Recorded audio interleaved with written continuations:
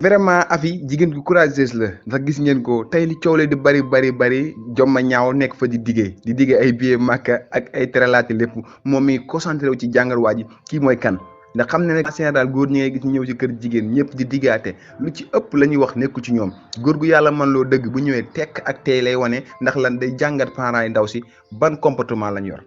dañ leen jàmm seen YouTube Mbaye Procureur dina wax ngeen abonné bu baax ci chaîne bi te ngeen like vidéo bi ñu waxtaane suñu série bi de Lady Diama gis ngeen ki nga xam ne si ne moo di Afi ak ki nga xam ne si ne moo di Jomma Ñaaw nag moom boo leen ko déggee mooy góor goo xam ne si ne fu mu dem day bëgg a wane boppam wane ne moom dafa man dafa meilleur te fekk ne li muy woote dara nekkul ci moom moo dal ki nga xam ne si ne moo di gane Afi gi tey mais nag papaam ak yaayam waa ji nax na leen ba jaar seen kaw ndax gëmloo ne moom ku yor la te ku pare pour teral ki nga xam ne moo di seen doom la mais nag li muy wax boo leen xoolee da nga xam ne kii li mu wax nekkul ci moom mais nag Afi nit la ko xam ne si ne xel mi dafa rëy jigéen la joxe ne si ne dara fëkkul bëtam liggéey la gëm wàcc jàpp ñàmburam doon jigéen joo xam ne si ne ku ko joxoon am réew mu defar ko ndax lan ku courageuse la macha allah mais nag gis ngeen ki nga xam ne moo di Lady Diama jamono ji mi ngi dund lu metti loo xam ne si ne nag wax dëgg yàlla tar na ndax Alaaji As daf koy violé di jaar ci kawam ngir bànneexu boppam xaritam bi nag moom gën koo rakkaaju moom day yokk histoire mais du wàññi mais nag jikko yi ngéwale liñ naan ngéwale moom moo ko jàpp parfois day am ñoo xam ne si dañuy ngéwale maanaam lu ñëw rek ñoom buñ ci xalaat mais réerli la ñuy bëgg a doxee ak rajax moo tax tey ji jamono ji amul benn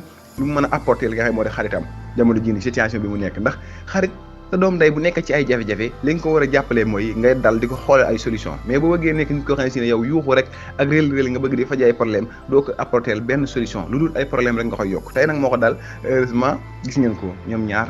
seen waxtaan mu jën a yàqu ndax ki nga xam ne moo di Lady Diama soxlawul lii jamono ji li mu soxla dëgg-dëgg mooy ku koy dalal di ko jàppale ci situation yu métti mi ndax li muy dund dafa métti trop mais gis ngeen ki nga xam ne moo di Lady Diama à chaque fois bu xelam jaxasoo ci bas lay delluwaat lan moo waral loolu góor bu dal góor bu teey góor bu mën a jàppale jigéen boo jëflanteeg moom ba bàyyi ko keneen ku mu jëflanteelaat bu ko wanee yenn jikko yu ñaawi rek xelam automatiquement day demaat ci yow loolu moo dal Lady Diama ci bas ndax bas daf ko woon jikko yu rafet moo tax jamono ji nii heure bu jëflante ki nga xam ne si ne moo di sëñ bi jëflante bu ñagas rek xelam ci bas lay delluwaat ndax bas du ko teg mukk lu metti du ko teg lu ñagas moo tax nit ki booy jëflanteeg nit war ngaa fexe ba wan ko jikko yu rafet ay qualité yoo xam ne si ne dina tax mu fonk la dina tax mu jàpp la dina tax mu dootu la tëkkale ak kenn ci kaw suuf loolu nag la bas am ci ki nga xam ne si ne nag moo di Lady Diama loolu moo ko may chance moo tax mu am chance bi mu am ci moom à tout moment bas man na amaat Lady Diama ndax Lady Diama jamono ji bëggatul dara ci ki nga xam ne si moo di sëñ bi ndax problème yi mu dëkkee di ko teg toujours te gis ngeen histoire bi mu ko rencontré nekk xale bu ndaw nekk ak góor kilifa waxee si mën na lu bari mënoo wax histoire bi say parents ndax say parents moom rek lañ gëm boo ko waxee ñu ne xas la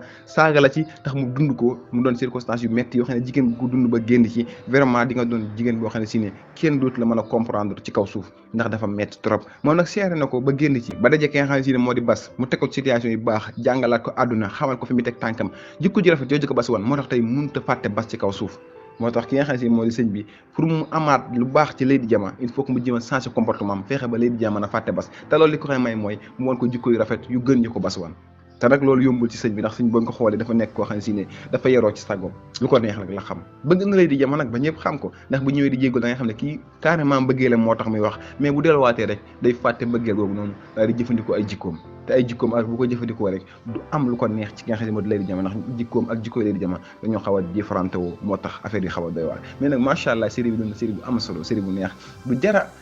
ràññee li ci biir ndax xool li nga xam ne moo di Afi moom ak lu ma xew day jàngat di xam li xew xam ne nag kii bu ñëw ci moom tey arnaqueur la